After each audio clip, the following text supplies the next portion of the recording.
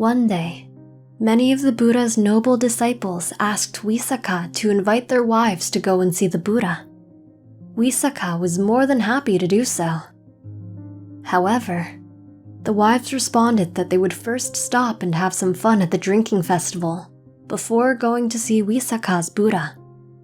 They invited Visakha to join, but since she was already a Sotapanna, she would not break the 5 precepts.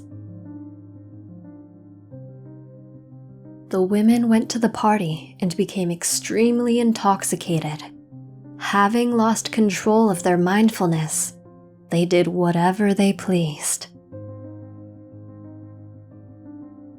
On the other hand, Visakha went and made an offering to the Buddha.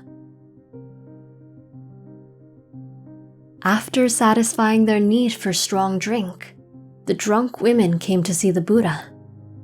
Some of the women danced, even in front of the Buddha. Some sang, some made improper gestures, and others quarreled.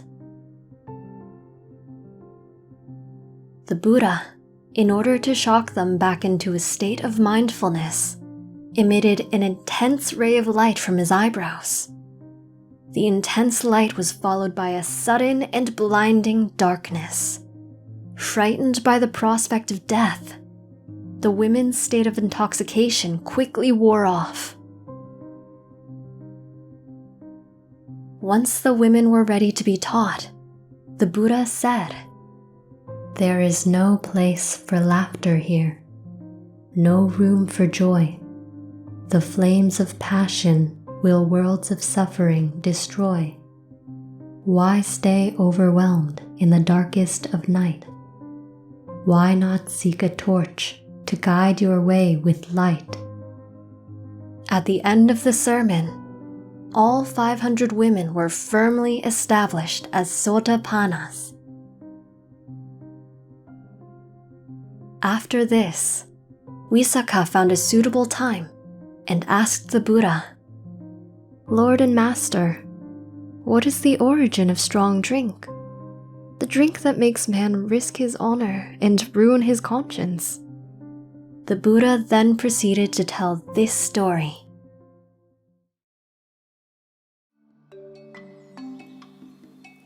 Once upon a time, a long time ago, when Brahmadatta reigned in Benares, a forester named Sura went to the Himalayas to seek merchandise to sell. In the Himalayas, there was a large tree that twisted and grew into 3 separate parts. In the middle of the 3 forks, there was a large hole larger than a wine jar, and when it rained, it filled with water. Not too far away from the tree was a self-sown paddy of rice. Birds would fly to the paddy and pluck the heads of rice and bring them back to the tree to eat them. Around the tree, there grew a purple-leafed plum tree. When the fruit became ripe, it would fall into the hole in the water. Once the fruit soaked in the water and was heated by the sun, it fermented, turning the water blood red. During the hot season, birds would fly here to escape the sun and drink some water. However, the birds that drank from this tree would become intoxicated. Some of the birds fell down at the foot of the tree. There, a hunter observed them sleeping, but thought they were dead.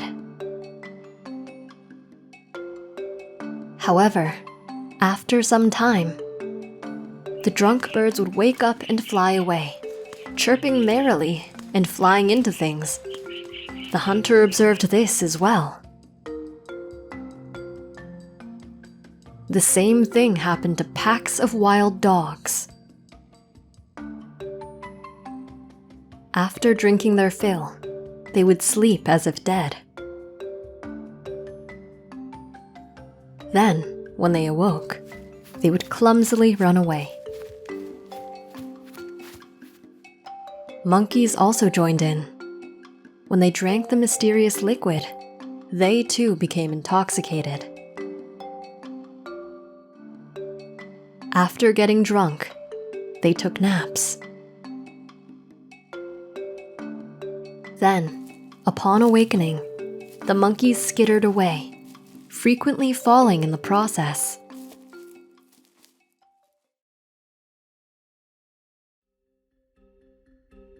The hunter observed all of this and thought, if this were poison, they would all be dead.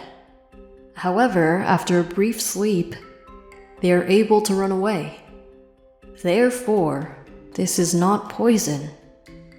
The hunter drank the liquid and also became intoxicated. The hunter giggled as he lost control of his senses. He had to sit down because he lost his sense of balance. He felt hot and flushed. His heart beat faster and he was out of breath, even without moving. In his mind, the world spun round and round, and it made him dizzy. The hunter could not think clearly, as his mind was in a hazy fog. He felt hungry, and as he looked around, saw many drunk, defenseless animals deep in their slumber. The hunter killed some of the birds at the foot of the tree and roasted their flesh. Even as he killed their brethren, the drunk animals just slept there, oblivious to the danger they were in. The hunter would sit there and sing songs to himself, gesticulating with one arm and eating flesh with the other. The hunter remained this way for 2 days.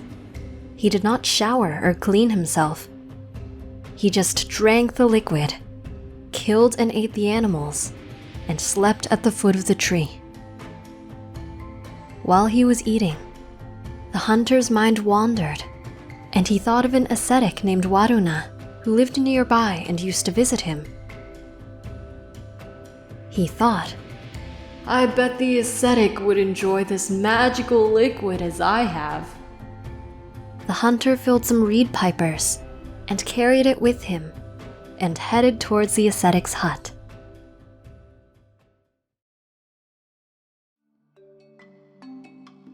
At first, Varuna was reluctant to drink this strange new liquid. However, after some convincing, the ascetic tried the drink. The two men ate, drank, laughed, and slept for many days. They thought, we can make money selling this new liquid.